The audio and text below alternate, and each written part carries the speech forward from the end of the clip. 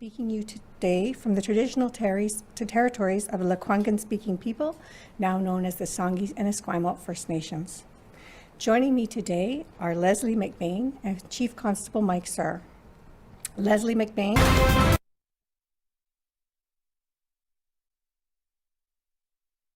We have some breaking news. Chief Coroner Lisa Lapointe holding a news conference in Victoria. Let's listen in.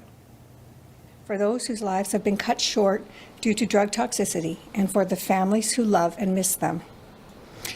I'm also joined by Chief Constable Mike Sir of the Abbotsford Police Department. Chief Sir currently co-chairs the Canadian Association of Chiefs of Police Drug Advisory Committee. In July 2020, the Canadian Association of Chiefs of Police recommended that all police agencies in Canada recognize substance abuse and addiction as a public health issue and endorse the decriminalization of personal possession of illicit drugs.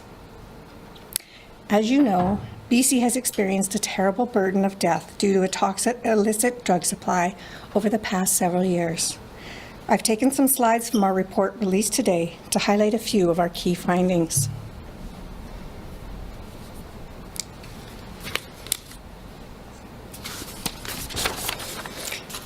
As Figure 1, after a spike in deaths related to heroin in the late 1990s, the annual number of deaths in BC due to illicit drug toxicity remained far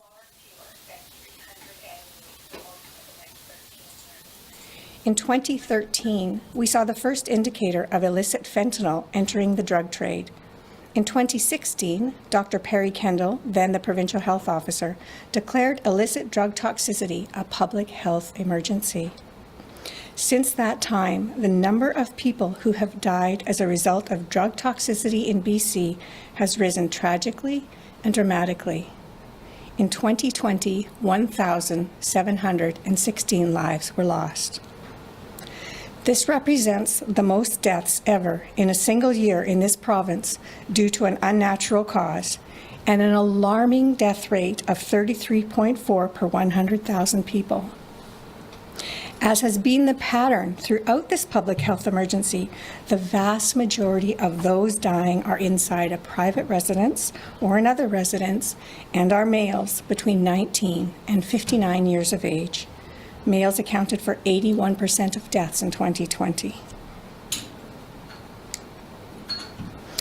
Illicit fentanyl continues to drive the illicit drug public health emergency and was found in 86.8% of deaths from 2017 to 2020. Cocaine is the next most common substance detected, along with methamphetamine, amphetamine, other opioids, and alcohol. Figure 2 highlights the dramatic impact of the toxic illicit drug market on public safety in BC. With deaths due to drug toxicity far surpassing the number of deaths due to suicide, motor vehicle collisions, homicide, and prescription drug deaths combined. And while many may think that deaths due to illicit drugs are confined to small areas or populations in our province, in fact, people are dying in communities across BC from all walks of life, and leaving behind broken-hearted families, friends, and colleagues. This map illustrates the death rates across BC in 2019, with virtually no area of the province untouched by drug toxicity fatalities. In 2020, things got far worse, with the majority of our province experiencing toxic drug death rates of more than 30 per 100,000 individuals. We know that the harm reduction measures implemented had a measurable effect in reducing deaths in 2019. Naloxone overdose prevention sites and supervised consumption sites reversed overdoses, and the number of deaths decreased. Drug checking services helped people assess the toxicity of drugs. With the pandemic, access to harm reduction measures was reduced. People self-isolated, and the harms associated with the illicit drug market returned with a vengeance. In April of this year, BC will have been in a toxic drug public health emergency for 5 years. In that time, we will have lost almost 7,000 people to toxic drugs. With my thanks to Moms Stop the Harm, these photos show the faces of just a small number of those that we have lost. These are sons, brothers, fathers, daughters, sisters, friends, and colleagues. Thousands of years of life and potential are gone. We must turn this terrible trajectory around. What can we do? The findings of our death investigations, death review panels, and inquests have recommended a path forward. First, essential harm reduction services must continue to be available for those experiencing problematic substance use. This includes access to naloxone, supervised consumption sites, overdose prevention sites, and drug checking services. We know that using alone is terribly dangerous. Anyone using an illicit substance should do so in the presence of someone willing and able to administer naloxone and call for emergency medical help. Secondly, access to safe supply. Prescribed pharmaceutical alternatives is essential to reducing the dependence of vulnerable people to a profit-driven, illicit drug market that depends on growing its customer base to increase its profits. Encouraging physicians and nurses to prescribe safe alternatives to their patients will save lives. Third, build a regulated, evidence-based, economically and geographically accessible system of treatment and recovery services in the province that requires all facilities and agencies purporting to provide addiction services to meet evidence-based standards and regulations.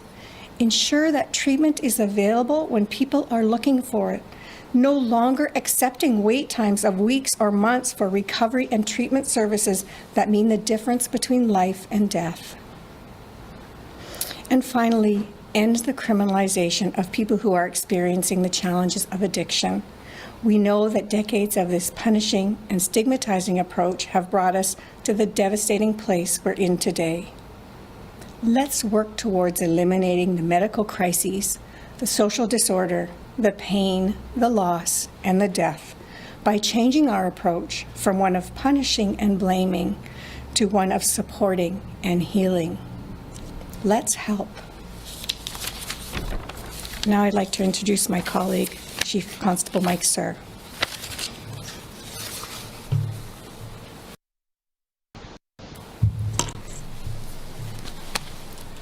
Thank you, Lisa. And good morning. I'd like to take a moment to thank Chief Coroner Lisa Lapointe and her team at BC Coroners Service. 2020 was an incredibly difficult year, and we're very fortunate to receive such timely updates from BC Coroners Service, which helps guide us in our response. I also want to thank Leslie and everybody at Moms Stop the Harm for supporting families and sharing your lived experience. You remind us all that substance use impacts our entire community and the devastating impact it has on families. Thank you. I also want to thank our frontline healthcare workers who have truly gone over and above in 2020 under extremely difficult circumstances. All of us in public safety are deeply saddened by how many people have lost their lives to an overdose in BC and across Canada, and our thoughts go out to the family and friends for your loss. As noted, fentanyl is being detected in the vast majority, which is approximately 86% of all overdose deaths here in British Columbia. COVID has certainly compounded the overdose crisis as a result of increased isolation and reduced access to supports and services over this last year. We're also seeing increased drug toxicity on our streets, in part due to border closures, disrupted supply chains, and increased domestic production. The risk of using these illicit street drugs is significant, especially when 84% of all those who died were using indoors and often alone. The deaths are staggering, considering the steps that we have collectively taken over the last several years to try to disrupt this overdose crisis. We need to continue to think and act differently when supporting persons who use substances and those who are managing addictions. We must develop a health-focused approach for individuals, but a model that also supports families. In July of 2020, the Canadian Association of Chiefs of Police recognized that substance use disorder should be a health priority and not a criminal justice matter. we support decriminalization for small amounts of illicit drugs for personal use. We need to eliminate the stigma that creates barriers for some to accessing health and social services. This position was also fully endorsed by the BC Association of Chiefs of Police. As a police, we need to continue to focus on organized crime and those who produce, import, and distribute these highly toxic and lethal drugs onto our streets. Simply decriminalizing personal possession of illegal drugs is not enough. It must be done in conjunction with a well-thought-out implementation plan that is developed from all key stakeholders and that builds a sustainable health model. We have de facto decriminalized personal possession here in BC for several years. And in 2020, the Public Prosecution Service of Canada developed new charging guidelines for simple possession of illicit drugs, only accepting charges where there are extenuating circumstances impacting public safety. So we are operating as though simple possession of illicit drugs is decriminalized. The role of frontline policing has shifted to a harm reduction approach when interacting with individuals managing addictions. But we all need more tools and supports. We need to focus our efforts on building an integrated, health-focused approach that is sustainable, a model that supports individuals, families, and communities, increased access to health care, treatment, and social services. And this needs to exist at the local, provincial, and national level. We need to learn from other jurisdictions who have walked before us, because we have one chance to do this right the first time. As we continue to be so impacted by the opioid crisis here and across Canada, we will continue to foster partnerships with health, social services, education, persons with lived and lived experiences, and all levels of government to find better outcomes and pathways of care. Together, I know that we can make a difference. Thank you. And I'll now turn it over to Leslie.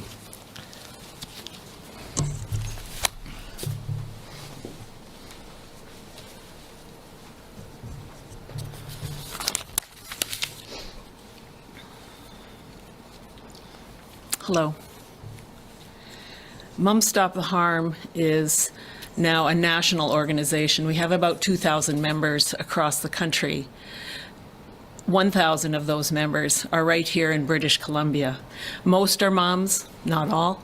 Most are moms who have lost children to drug harms. Some moms have lost 2 children, if you can imagine that. We've lost loved ones, family, everyone across every socioeconomic strata. No one is immune. Hearing these numbers today, 1,716 people dying in 2020, is not only heartbreaking and tragic, it has plunged that many families into a lifetime of deep grief. And as has been mentioned, in 2016, my friend and mentor, Dr. Perry Kendall, announced a state of public health emergency around the overdose and toxic drug crisis. We have lost thousands upon thousands of people in those 5 years. So what is happening here? Why is this happening? I would say on the most surface level, it is a toxic, illicit, often lethal drug supply. But right underneath that level is stigma. Legislators, politicians, even physicians, the general public still has a great deal of stigma around people who use drugs, people with substance use disorder or addiction.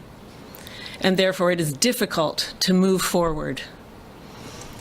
People with substance use disorder or addiction are the only people in our system wherein we force them to buy the drugs they need to stabilize, to keep stable. We force them onto street corners or into alleys or into parked cars to buy an illicit, dangerous drug supply, probably originating with organized crime. And then when they have those drugs that they need, and they may be walking home or driving, even though we have de facto decriminalization, we do not have de jure decriminalization. So those people can then be arrested or charged with possessing illicit substances. And I don't think this is how Canada rolls. It is now, but it isn't where we want to be. As I say, stigma is the biggest barrier to change. The federal government and the provincial governments have both made incremental steps to mitigate this situation. Steps such as $15 million just released or funded by the federal government for 4 safe supply projects in Victoria and Vancouver. 4. We need hundreds of these places where people can go to access a safe and regulated and legal supply. With the federal government funding, it says to me that they actually believe that this is the right way to go. So why can it not be larger, broader for the whole population of people who use drugs? The provincial government also makes incremental steps. 100 beds for recovery when we need 1,000. Nurse practitioners and nurses prescribing a treatment for drug addiction, but not the drugs themselves that will help people stabilize and seek treatment. They're all good steps, but they are not enough. They are a drop in the bucket. I would like to ask Premier Horgan, Minister Dix, Minister Malcolmson to tell us what the plan is. What is the plan? Where is the plan? Where is the continuum of care that we need? The continuum that says to the person who arrives at a doctor's office or in an ER or other health setting who says, I need help with my addiction, all the way to when that person walks out the door in health, in balance, in a recovery that works for them and is able to join life in a good way. Where is that continuum? We have had decades to build this. And we need it now. We needed it 5 years ago. I would also, I'd also really like to thank Chief Sir for his organization and his advocacy around decriminalization.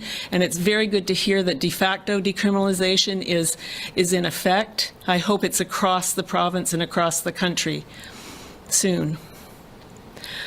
I would like to ask those ministers to give us the plan. I would like to ask Premier Horgan, in his mandate letter after he was elected, he wrote, we must fast track decriminalization. That was almost 6 months ago, and we have not seen a move yet to make that true. I would also ask that the Premier and the ministers respond today to these devastating numbers. Not a week from now or 2 months from now. Respond today to this information that Lisa has just given us. It's critically important that we hear from you. And finally, I would just like to remind people, even though they don't need my reminder, people who use drugs, please use with a friend or a buddy. Please have lots of naloxone. Please don't be afraid to call emergency services. And if you're able to test your drugs, please test your drugs. And my most important message goes out to those who probably aren't listening to this program, and that is to the youth, to the kids, but maybe their parents can relay it. Now is not the time to use pills and powders recreationally. Now is not the time to experiment with drugs. It's Russian roulette, and the last thing that we want to happen is to lose you. Thank you.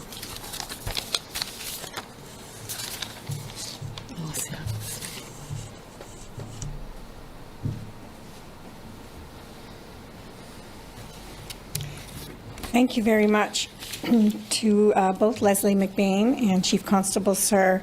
I was reflecting that 5 or 6 years ago when we first started on this tragic journey around releasing data around the drug toxicity crisis, I wouldn't have imagined, I don't think, that I would have a representative, we would have a representative from Moms Stop the Harm and a representative from law enforcement community at the same podium giving the same message. And it's wonderful to see that there's so much collaboration amongst agencies and those focused on this terrible crisis. And I really take Leslie's words to heart that this has gone on too long and things need to change. And there have been recommendations and there needs to be action.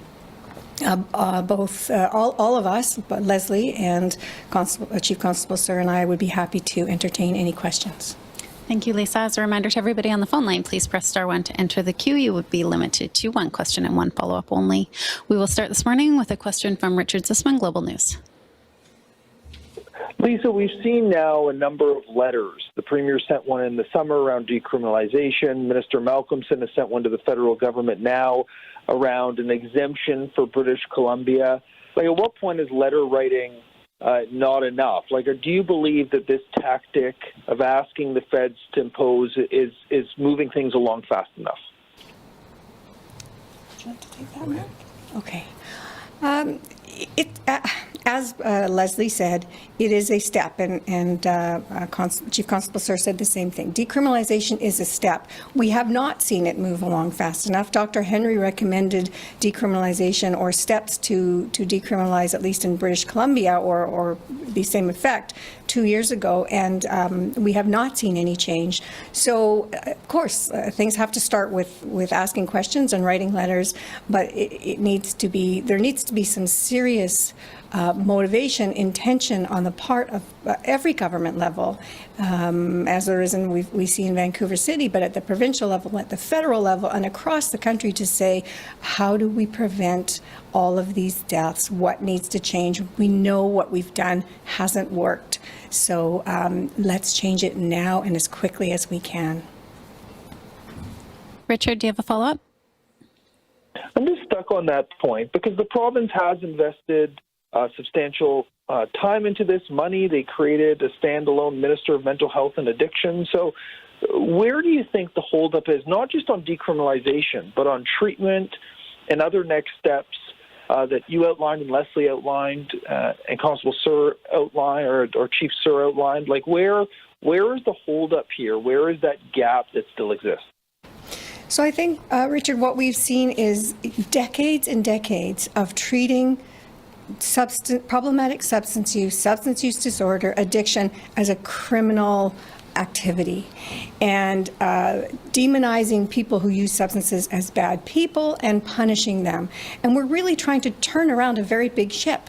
This is a distinct change in practice, in process, and it is taking time, but it is very slow, and it needs to be faster. We have had recommendations, as I say, from death review panels around standards for treatment. It's still in this province, for-profit organizations can establish treatment centers, and there are no meaningful standards.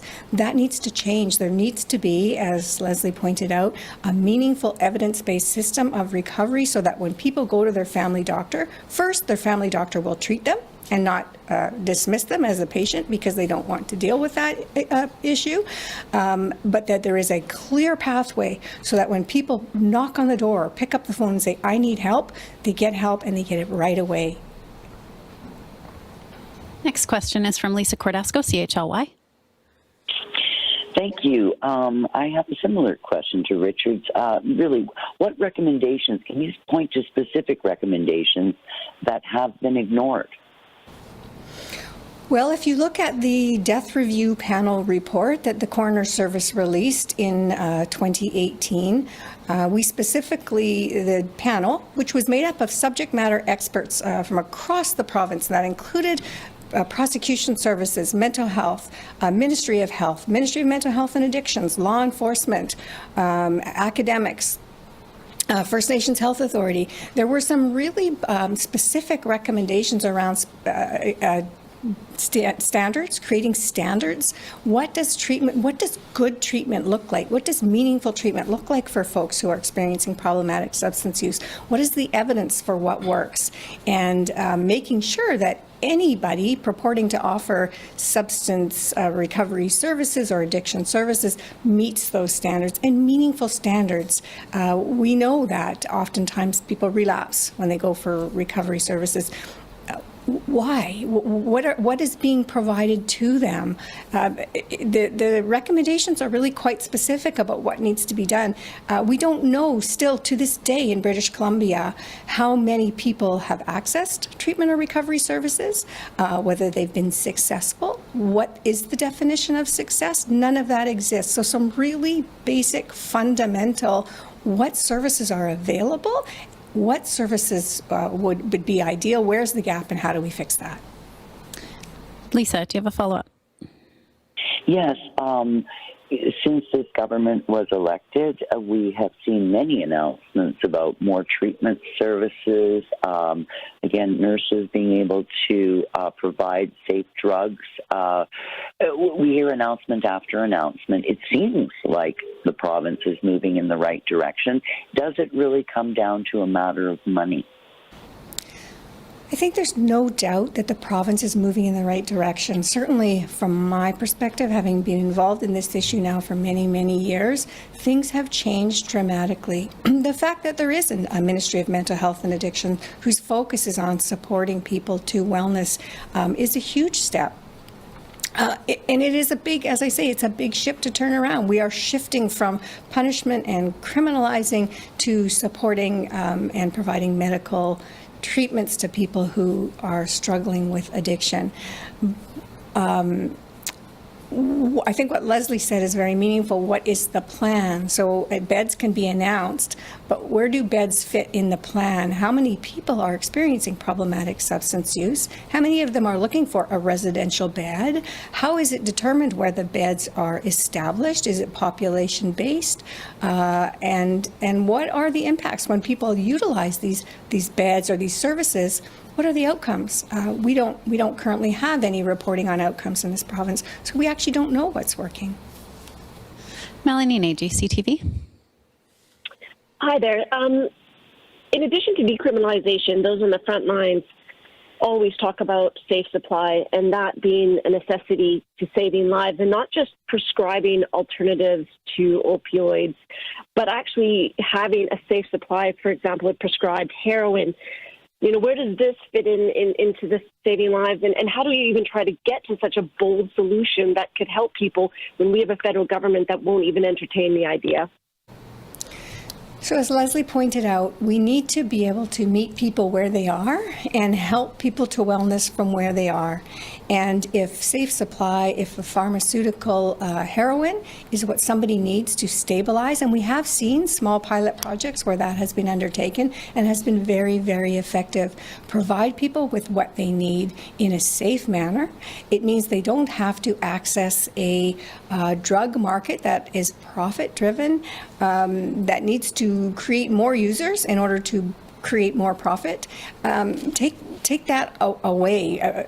You know, in many ways, the policies that we have in place and have had in place for decades have been a boon for illicit drug producers and illicit drug suppliers, because that's where people have to go. So it really makes sense to provide pharmaceutical alternatives for people, heroin, prescription-grade heroin, if that's where they need to start. And then as people stabilize, become healthy, nutritionally more sound, move away from maybe the petty crime that they were doing, or the life of poverty and despair.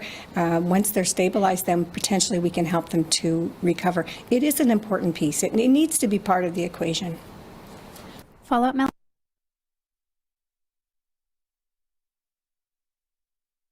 Areas that doesn't seem to be any federal movement, as well as we have a federal government that to this day has not declared this crisis a Canadian public health crisis. Is Ottawa failing British Columbians? I think if those in Ottawa came here to BC and sat down with Leslie and her moms, they would have a very different perspective on this crisis. We are losing thousands and thousands of people and thousands of years of life to a drug toxicity crisis over which they really have very little control. And as a government, there is a responsibility to look after people. Where we see 7,000 people in one province alone dying in the last 5 years due to toxic illicit drug supply, absolutely there should be a very meaningful response to that. And I know that those with families who have experienced this crisis look at it differently, and potentially maybe those in Ottawa, fortunately, if they haven't had this experience in their families, sit down with those who've had that lived and living experience and really understand they're asking for help to support their loved ones so that they're not at risk of dying every time they walk out the door. Next question is from Lisa Houston, News 1130. Following in the vein of what everyone else is asking, I mean, it just seems these conversations are the same over and over and over again. And you said you think that they've made some steps, but you look at the number of deaths and it doesn't seem like there's enough. What is it like banging your head against the wall? Do you feel like you're actually being listened to, or that you're just repeating the same thing over and over and over again with these incremental little tiny steps being made? Well, that's a good question, and it is frustrating. It is very frustrating. And when I look at the faces, if you go to the Mom Stop the Harm website and you look at the faces of all of those who have been lost in the past 5 or 6 years, you do just feel like throwing your hands in the air and saying, what's the use? But of course we can't do that. These people deserve a voice. As coroners, we say we speak for the dead. And that's one of the things that we can do is provide the conduit to the lives of these people. They all had families, they were loved, they had dreams, they had hopes.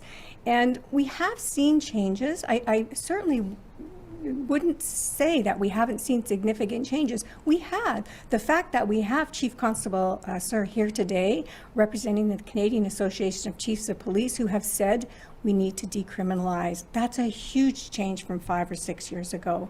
The fact that we do have physicians and nurses who are able to prescribe alternatives to an illicit drug supply. That is a huge change. We didn't see that. Of course, naloxone being widespread, but we do need more meaningful change. There needs to be a plan to address this in a meaningful, long-term way, as Leslie and her group have said over and over and over. Do you have a follow-up, Lisa? I do. With the beds, are you looking, or do you think that it needs something like what the province is doing with long-term care, what they're looking to do with childcare, that it is a province-run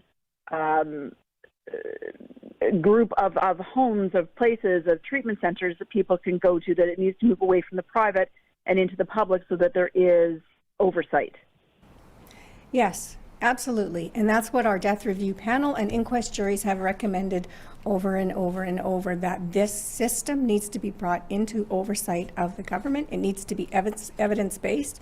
It needs to be both geographically accessible so that no matter where you are in the province, there's someone somewhere for you. And it needs to be economically available so that families aren't reduced to spending tens or hundreds of thousands of dollars in the hopes that some treatment will work for their loved one when they have no idea if that treatment is evidence-based or is successful.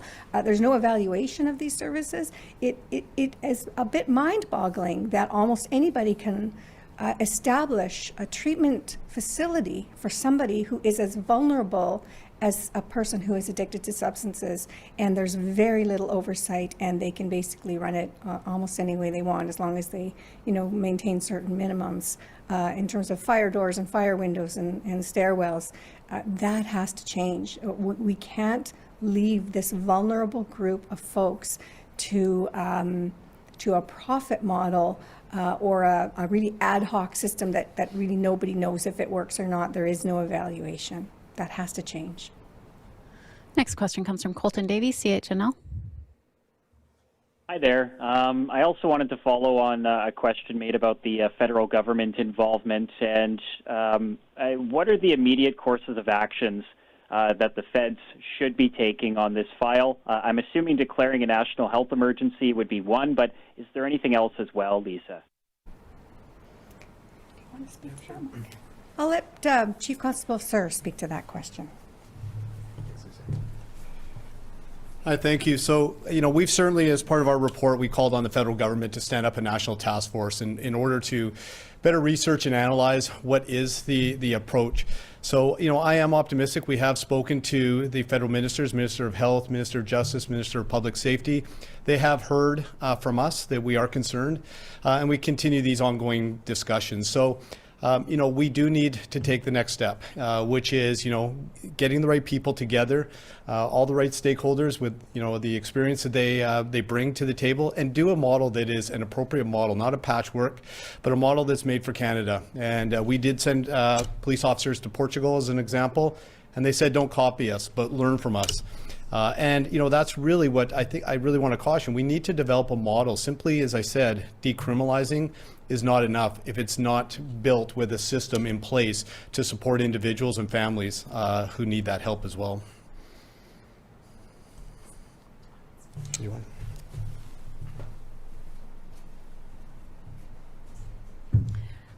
Thank you. I'd like to address a couple of things that have been asked.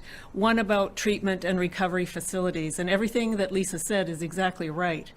People die in recovery facilities because of the lack of oversight within the facility and lack of training of personnel.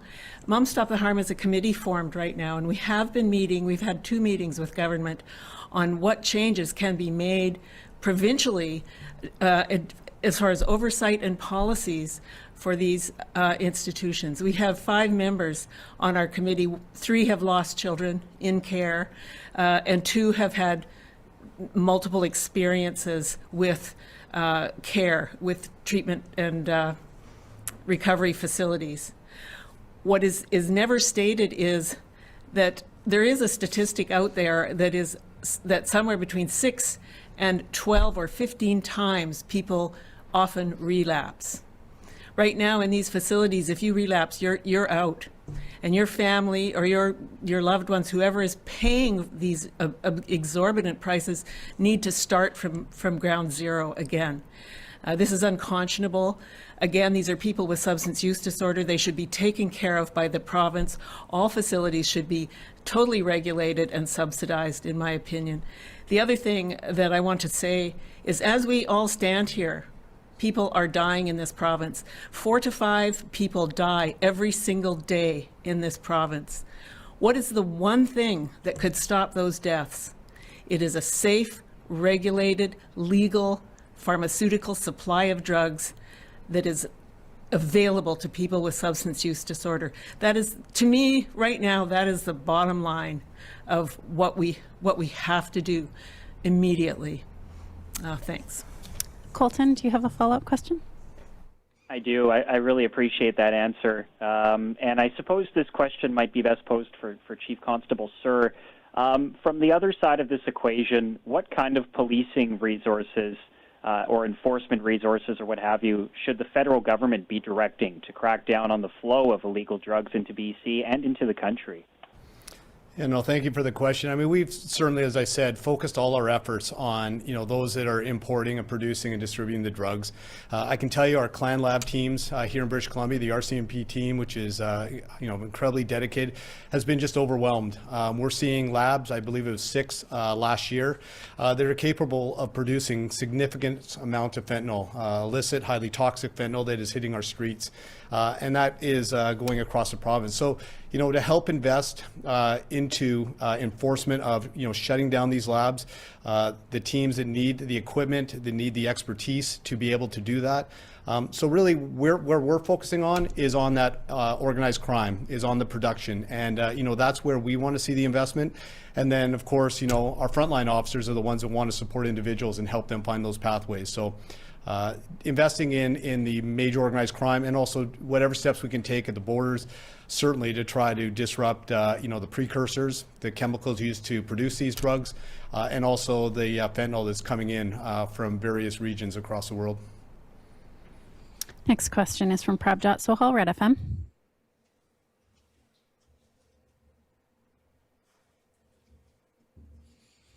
Prabjot, are you there?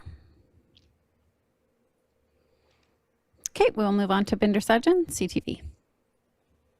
Hey, Leslie, I'm just wondering, 5 years ago when this public health emergency was declared, how many members did Stop the Mom Stop the Harm have compared to now? And also, I'm sensing sort of a change or a shift in sort of the tone today compared to 5 years ago, 2 years ago, 3 years ago, with regards to maybe its urgency, but I'll let you tell me how you're feeling now compared to at the beginning of this public health emergency. In 2016, I think we had more hope. We thought that the declaration of the public health emergency would make a rapid change in how things were were done around the opioid crisis, the toxic drug poisoning crisis. I always say it's like turning the Titanic. It's so slow. People are falling off. People are dying in the meantime. I would say when we began Mom Stop the Harm, there was just 3 of us. I don't remember actually how fast we grew, but we knew at the beginning that what we primarily wanted to do was advocate for better drug policies that held and protected people who use drugs until such time that they might want recovery. We then sort of evolved more into supporting families who had either lost loved ones or families who have loved ones still struggling with drug use. They need a lot of support as well.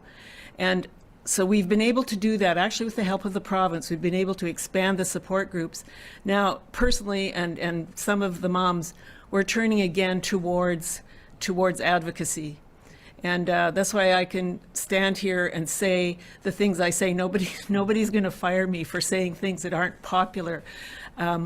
We need to have a plan, and in that plan, the government needs to include families, members of Mom Stop the Harm who have the lived and living experience. They have to consult with people who use drugs, people in recovery. And as my friend Garth Mullins, a great advocate, says, don't put us at the kids' table. We want to be at the big people's table where the decisions are discussed and made because we actually have the wisdom that many don't.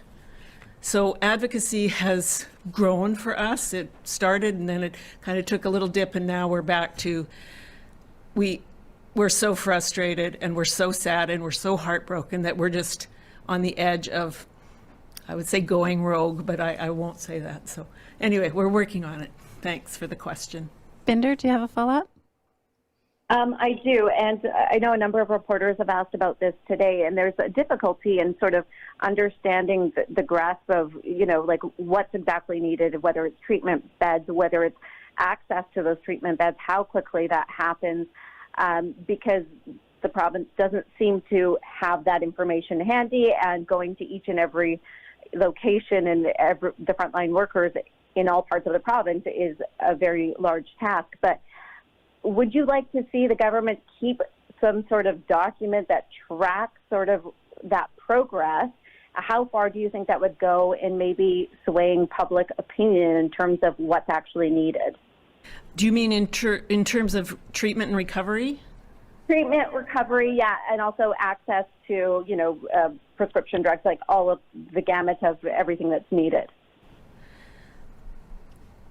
I don't know the answer to that. We're working as hard as we can. Many advocacy groups are. Many people in government, the people that I've met in government are working on the same thing, but there seems to be barriers. There seems to be places where all this progress is stopped. And I believe it's stigma. It could be funding. But, and I don't like to conflate COVID with the overdose crisis of toxic drugs. But at the same time, the response to COVID was coordinated and it was strong. Maybe there's a few missteps here and there. It's a very difficult and complex issue.